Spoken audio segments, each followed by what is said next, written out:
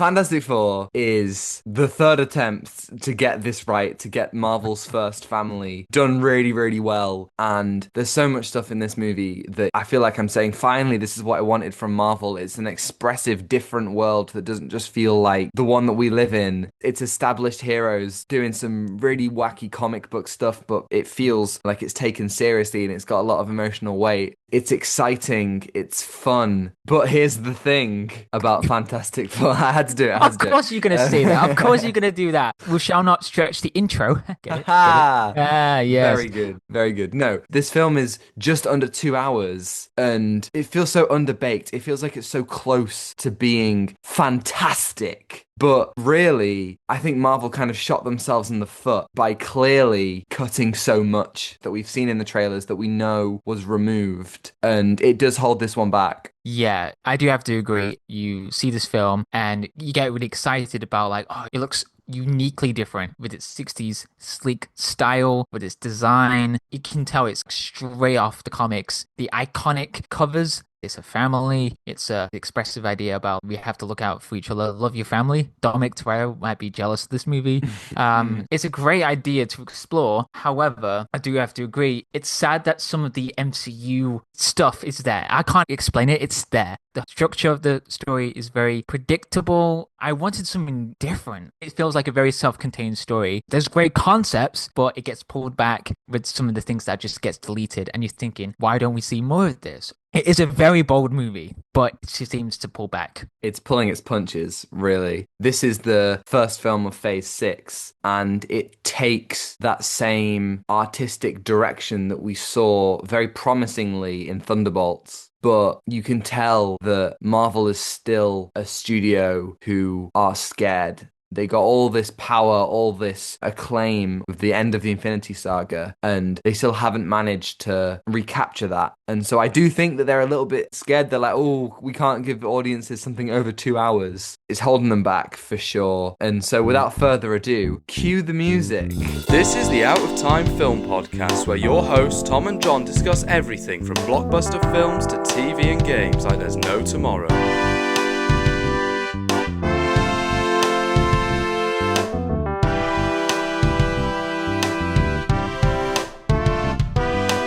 One thing that I was so happy with this film is how they managed to get the whole family dynamic on point with Reed Richards, Sue Storm, Ben Grimm, and then Johnny Storm. That made the film so enjoyable for me because it's so important to have this fun, bouncy family dynamic with Johnny poking Ben like, what time is it? You know, what time is it? And then to have this funny dialogue between, Johnny and Reed having this discussion about science and Johnny just being an absolute goof. And then Ben being just a chill guy. He just wants to live a normal life. I found that really captivating for the story. He just wants to live a normal life. And then Reed and Sue, they become parents. Again, there's some there's some great things about this movie. A lot of ideas, but we don't really get much of the outcome in this. It just leads up to the third act, and that's what it is. Yeah, I think the big issue is that the first act is a mess. There's just too much going on, and they introduce so many of the important elements of the characters through this TV show format, which we see in the trailer, and it leaves so much to be desired. It leaves this hole where we don't truly get to know about the characters. We're told, but we don't really get to see it. They start the movie with this scene between Reed and Sue, and then we get the TV bit, which takes place before that. And then we get the aftermath of that original scene. I don't know why they decided to shake it up like that. I was very confused. It's very confusing. And we get a lot of montages. We get the TV montage, and then there's we're going to have a baby montage, and then there are montages throughout. And I didn't mind the montages in Act 2 and 3, but when you're introducing the characters, we got to slow it down. We got to get to know these people on a human level. And I really enjoyed the characters. I agree with you. They're very likable. They're charming. They're funny. The comedy isn't overbearing, although I didn't find it that funny. It wasn't unbearable, which is really important. A lot of the time, it can be unbearable. Yeah. And it was like, it was fine. I liked watching the Fantastic Four, and I cared about them. As you say, Ben on the street interacting with people, and Reed stuck in his own mind, and Sue, she's a diplomat who can reach everyone on a human level, which I really enjoyed. And Johnny has this idea of kind of stargazing and like longing for a connection. He's also a little bit of a adrenaline junkie, which I thought was really interesting. They nailed all these different perspectives. Yeah, for sure. that first act didn't really justify the characters a lot. We just went by. That's how it felt like. We just don't really get time to properly sit down to explore the conflicts of these characters. Yeah, and I think it was a risk casting such large actors in the roles. Oh, yeah. And I did find it a little bit difficult to separate actor from role. I mean, that's just me, and I did think they did a great job, but I didn't see Reed Richards, I just saw Pedro Pascal, and it was a tad jarring, and I would have liked, this is basically my point for every time someone asks me, who do you think should be cast in this role, that role? I always think it should be an unknown. And as good as they all are, they are great in this movie. I did just kind of see Pedro Pascal, Venessa Kirby, Joseph Quinn, and Ebon Moss-Bachrach. So, I was a little bit like there was that little kind of disconnect. Yeah. But we've had 3 Fantastic Fours at this point. I think they've nailed the castings pretty much every time, even though the films sometimes waste those casts.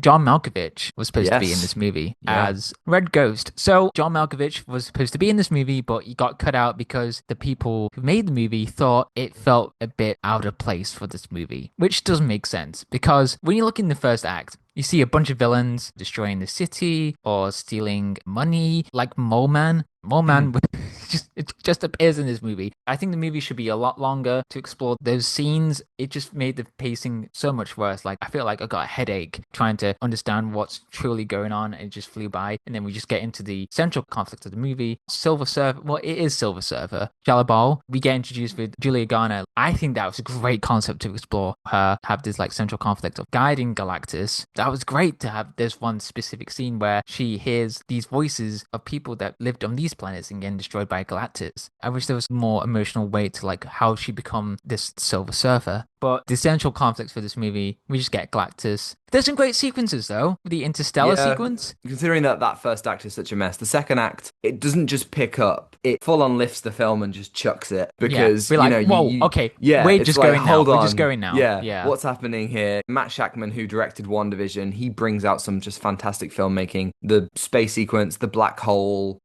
sequence is intercut with Sue giving birth. It's great, it's creative, it's tense, it's visually definitely the peak of the film, and it's unique and exciting, and 100% the bit that I was the most gripped by. And also the bit where I wasn't like, hey, where's this bit from the trailer? There's a bit where they first meet Silver Surfer and Johnny chases after her and goes right outside the atmosphere and falls back. And that scene ends so abruptly. And there are literally 2 more shots in the trailer that would have eased us out of that scene rather than just chucking us out. And I do think that there's probably a 2-hour, 15-minute cut at least somewhere. Yeah. I just don't understand what happened. But I think it's not just the stuff they cut. I think it's also conceptually this idea of introducing the film in the way that they do. Obviously, there's a lot of comparisons to The Incredibles, Interesting. And that's neither here nor there. But I think that the opening of the film should have been like The Incredibles 2, a fight with Mole Man throughout the city where we introduce the characters, we introduce the dynamic, we introduce their powers, but also Mole Man and the underworld become very important to the plot. I do think it would have been more of an impact if they'd have, instead of just being like, Mole Man, they'd actually given us like a 20-minute sequence where Mole Man has some steak in it. or Mole Man eats a steak. It's just him enjoying a lovely meal. Yes, my lovely time in the underground eating a steak. Mark, I made a steak. A steak! A steak! I think if we had like a 20-minute sequence, I do agree how the entire group works. Like, what's the whole situation in them like? What's the communication like? To see them combine together and how they work. A lot of it's just on the third act. What I struggle with is that it just feels very CGI. You don't really properly be immersed. We have Galactus in this movie, and they said it was practical. Yeah, so Ralph Ineson plays Galactus, and it's pretty great. Obviously, he's got the voice. He's got a great voice. The costume is great. Obviously, he's massive, and so for once, over-designing a costume makes a lot of sense. Each little part of his suit kind of has a purpose. Galactus isn't a cloud. We did it. Yay! Yeah. He's not a cloud. Yeah, and there's something so cool about seeing him walk through the city. They did put him in costume, and it seems to me that they just scanned the actor in costume and then CGI'd it from there. My God, they should have built that city in miniature and had Ralph Ineson walking through it like Godzilla or something like that. that. Oh, that would be It so would have sick. been great. The thing about the CGI is that the budget has gone to two things, and that's Ben Grimm and Silver Surfer, who look absolutely fantastic. The Thing looks incredible. There's even He does. he even grows a beard at one point, and it just looks brilliant. And Silver Surfer has never looked so good. The way that the light reflects off her skin, Yeah. phenomenal. And obviously the black hole scene looks great, but I think it was Galactus where I was definitely noticing that CGI, and I was definitely being a bit like, oh, if this was more tangible. It throws me off. I want to see Definitely. him eat the earth. Yeah, salt and pepper, just like, yes, this crust is very scrumptious. They make him a cake like in Lego Marvel Superheroes. Yes. That's what Oh they my gotta God. do with a little candle that on was top. a great game. You thought you could be Galactus, like the actual thing tall, but then you just Oh did a yeah, version of free that. play And it sucks. Galactus. Boo. Yeah. They should have been a lot more practical. But the thing, Yeah. Silver Surfer, I agree. Fantastic. We got to get a fantastic counter going every time Oh we God, say this is going to be the same fantastic. for Superman as well. Every God time we see damn it. magical. Yeah. We do get to see Franklin Richards as well. And that is a baby that sometimes is a little bit CGI. And I was a little bit like, why does the baby look like this? But it's all fine. You come to expect it from the MCU. You just got to hope that one day they will learn. They're getting better. There's no doubt about it. Again, you get people being like, oh, the MCU's so back finally. And it's like, guys, have you learned nothing? We literally have had just a massive string of up and downs this year.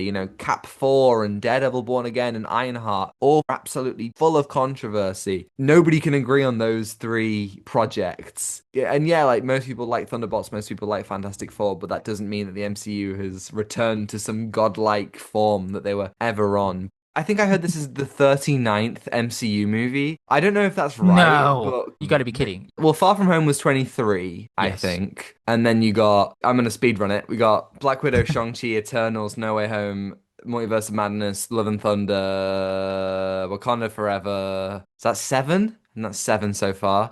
Quantumania, Guardians 3, that's 9. Marvel's 10. Deadpool Wolverine 11. Cap 4, Thunderbolts, Fantastic Four, so that's 14. Oh, this is number 37 then. Oh Wow, my God. It doesn't feel like that. We started this podcast in 2020 and we have done 63. This is our 64th video about Marvel. They just don't stop. That They're speaks volume, relentless. everybody. That speaks It does. volumes. I think it's funny that this is the first film or TV show in the Multiverse saga that is set in a different Earth. This surely should have been something they were doing a lot. Moon Knight, set it in another Earth. Why not just start to play around with these ideas? Deadpool kind of was set in another Earth, but not really. Eternals absolutely should have been set on another Earth. Shang-Chi could have been set on another Earth. A lot of these things don't need to be in the same Earth. And so the idea that only now, 14 films into the multiverse saga, we're finally exploring the multiverse in an interesting way that isn't just nostalgia bait. You know what? It just looks amazing. The aesthetic, the retro futurism, the entire vibe. I mean, the score. Michael Giacchino is cooking on a level that I have never seen. Like, genuinely, I have not been able to get this score out of my head for the last 2 weeks. It's burned in there. It's incredible. Yeah, for sure. Giacchino just elevates, evokes so much emotion. Oh, there's some fantastic scenes. But I do have to say, everything feels so hopeful. The 60s futuristic style feels like there's hope in this, but there's a darker tone to this. It definitely had that. It's disguising its darkness. Yeah, this film, the action's great. It's solid. I do think Sue does a lot of standing and projecting. I would have preferred a little bit more movement, but